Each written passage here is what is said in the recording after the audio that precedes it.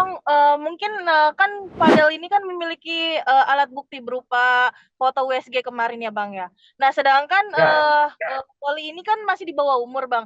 Apakah boleh, Bang, ketika Loli USG tanpa didampingi dari pihak keluarganya, yang maksudnya yang, berhak gitu, Bang?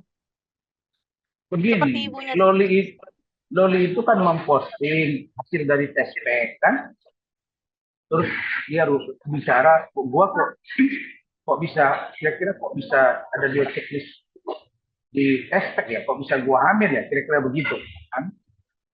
Nah, lalu kemudian pertanyaannya, waktu dia tes pack memang ada ibunya yang dampingi dia kan? Enggak.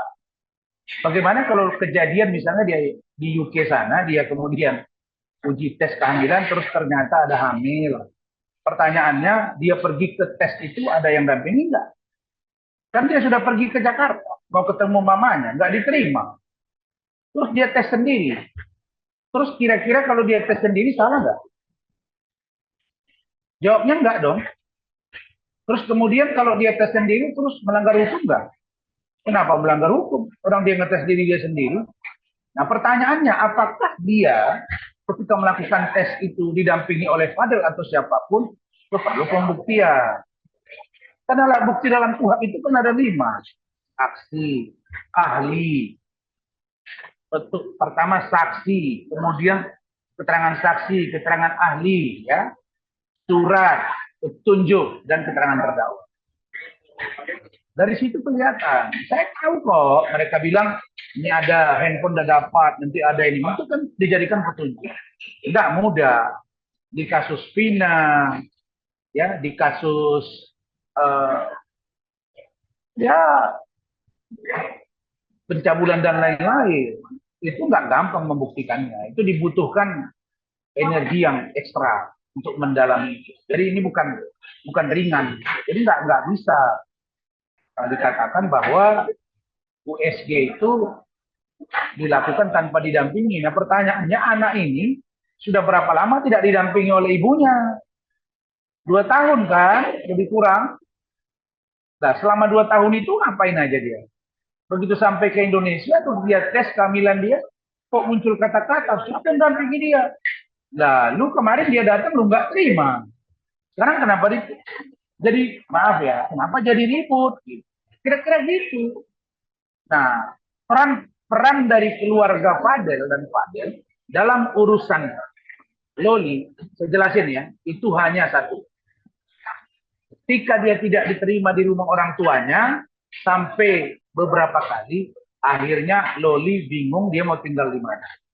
Maka keluarga dari Bajide, Pak Umar, Fadel, Martin, ibunya Titin, kemudian Bintang, menempatkan dia dengan kakak iparnya si Fadel, istrinya si Martin. Bayangkan kalau mereka tidak tampung anak itu, terus anak itu tinggal di mana? Lalu kalau anak itu tinggal di rumah orang lain itu harus kita bilang juga dia menyembunyikan. Kan tidak juga. Makanya hukum itu logical law dan mandatory law, dibawa yang tenang gitu. Makanya saya sependapat dengan ahli psikolog itu yang mengatakan bahwa kita harus juga, ya paling nggak kita introspeksi diri lah. Gitu. Kayak saya ini sering introspeksi diri. Gimana ya? Saya begini. Sering kenapa begini. Tapi saya pemaaf. Saya bukan pendendam. Tapi kalau saya disakiti ya saya kejar. Kira begitu. Sederhana saja. Kalian tahu kan rasuman ini sudah dihajar. Ada orang banyak niat. Ada yang bilang 3 bulan 2022 yang lalu rasuman selesai. Baik-baik aja. Kenapa? Karena saya kerja keras, ikhlas, tuntas, dan mohon pertolongan Allah. Di situ. Di samping memang saya tidak sebejat yang digambarkan itu. Itu saja. Jadi lu kalau lu memang benar, kemudian lu memang baik, ya sudah. Nanti akan kelihatan kalau memang Loli mengatakan sudah deh, saya minta maaf, salah saya. Itu semua kerjaan dari Fadel. Kita uji, benar nggak keterangan dia ini? Apakah Loli ini keterangannya tidak dipaksa atau apa gitu? Nanti kan bisa dilihat. Itu kan saya punya strategi juga untuk menghadapi itu. Tidak usah lah bilang-bilang saya jamin. Nggak boleh, nggak boleh. Sombong itu kawan setan. Ya. Sombong adalah awal kehancuran. Itu jelas itu.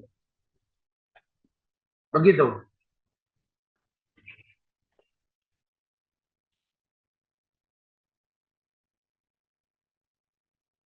Masih ada? Cukup.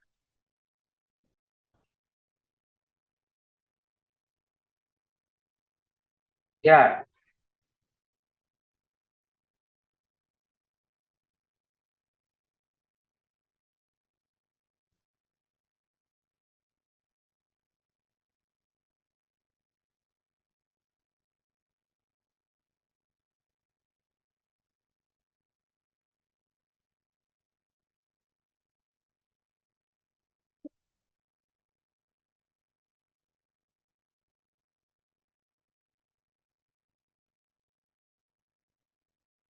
Begini, kan saya sudah pernah katakan bahwa Fadel itu setelah kami preskon jam 12 malam dia telepon saya.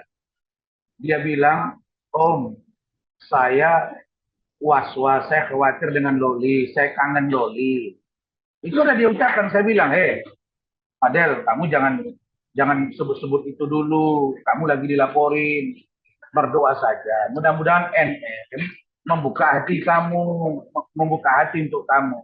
Tapi yang harus kamu ingat, yang namanya jodoh, pertemuan, maut, itu urusan Allah. Tidak boleh kita reka-reka. Orang yang kita benci, satu saat bisa jadi bagian hidup kita. Itu saja. Kalau ditanya dia kangen, ya kangen. Dia bilang sampai dia nangis. Ya sejauh mana hubungan mereka berpacaran, ya. Gua mana tahu, bos. Tapi yang satu yang pasti, dia mengatakan bahwa dia bertanggung jawab dan siap mempertanggungjawabkan bahwa dia tidak pernah melakukan hubungan seksual. Yang kedua, tidak pernah melakukan dan atau menyuruh melakukan untuk tindakan aborsi. Itu. Begitu jawabannya. Cukup ya? Cukup ya? Cukup ya? Oke, cukup. Faisal? Bang, mungkin yang terakhir Bang, apabila nanti Fadel dipanggil ke pihak kepolisian, Fadel akan siap Bang untuk datang Bang, memenuhi panggilan tersebut Bang. Ya Allah, sudah saya bilang. Dia pun nggak siap, saya angkut dia pakai mobil ini. Nggak ada cerita nggak siap, wajib siap. Dan dia mengatakan siap. Dan saya sebagai lawyer, kalian tahu kan, saya akan update kepada kalian informasi ini. Begitu ada pemberitahuan panggilan, 2 hari sebelumnya saya akan info media. Tidak ada sembunyi-sembunyi kita.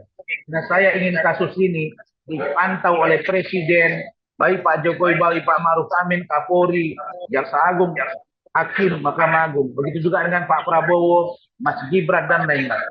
Karena kasus ini harus on the track. Gitu. Jadi jangan lupa untuk subscribe Cumi Cumi. Ditekan ya tombol lonceng merahnya.